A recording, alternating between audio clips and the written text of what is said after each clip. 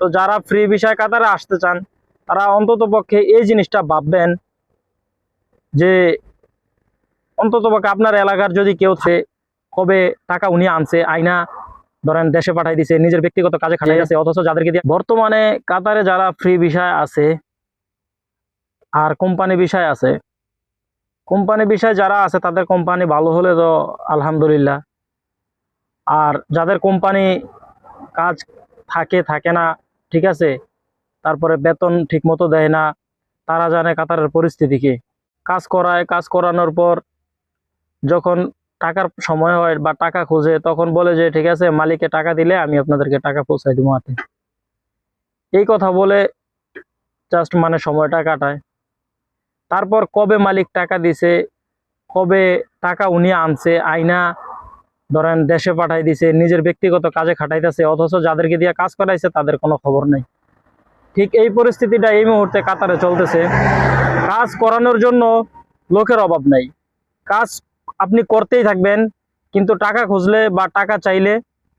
তখন আপনি খারাপ হয়ে যাবেন। আপনারা দিয়ে কাজ করাবে ঠিকই, কিন্তু আপনার টাকা দিয়ে সে দেশে খাটাইবো, এরকম বহু লোক আছে, বহু মানুষ আছে, বহু দালাল আছে এই কাতারে, ঠিক আছে। তো যারা ফ্রি ভিসায় কাতারে আসতে চান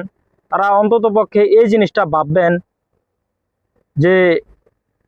অন্তত পক্ষে আপনার এলাকার যদি কেউ থাকে কাতারে তাদের 10 জনকে জিজ্ঞাসা করবেন যে কি পরিস্থিতি কাতারে, তারপরে আসার জন্য মানে চিন্তা ভাবনা করবেন। কিন্তু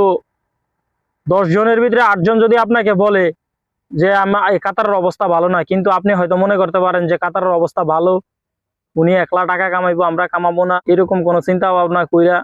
আপনারা না করতেছে, ওইটা হচ্ছে মানে ভুল, বোকামি। তো যারা এই কাতার আসতে চান কিংবা আসবেন, ঠিক আছে, আগে নিজের এলাকার লোকের কাছে খোঁজ খবর নেবেন, নেওয়ার পর ভাই তাদের কথা বিশ্বাস করেন, এরকম ভাইবেন না যে সে মিথ্যা কথা বলতেছে, ঠিক আছে। এরকম আমরা অনেক মানুষ আছি যারা নিজের এলাকার মানুষ যদি বলে কাজ নাই, কাজ বা কাজের কষ্ট,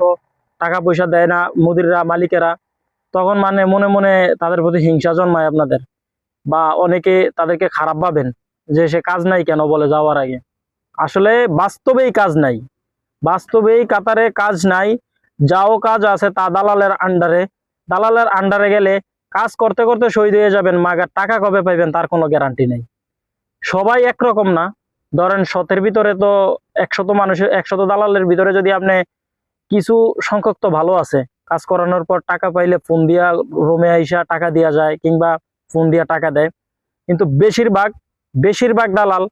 কাজ করানোর সময় আপনার সামনে থাকবে, কিন্তু টাকা দেওয়ার সময় আপনার সামনে আর নাই। টাকা যখন সে আনবে, কখন আনছে, কখন ভাঙছে, কখন বাড়িতে পাঠাই দিছে, আপনি ফোন দিবেন ভাই আমার টাকার দরকার, কাজ করছি টাকা দেন, সেও আপনার জবাব দিব আজকে দেয় নাই, কালকে দিব, পরশু দিব, তরশু দিব, মালিক নাই, মালিক ছুটিতে গেছে, সফরে গেছে, এরকম করতে করতে মানুষের জীবনের বেহাল দশা কাতারের বর্তমানে। তো আমার কথাগুলো যদি বিশ্বাস না হয়, আপনাদের যদি আত্মীয় স্বজন কিংবা ভাই বন্ধু কেউ কাতার থেকে থাকে, তাহলে তাদের থেকে আপনারা খোঁজ খবর নিয়ে দেখেন। কারো মিষ্টি কথায় কাতারে পা দিয়েন না।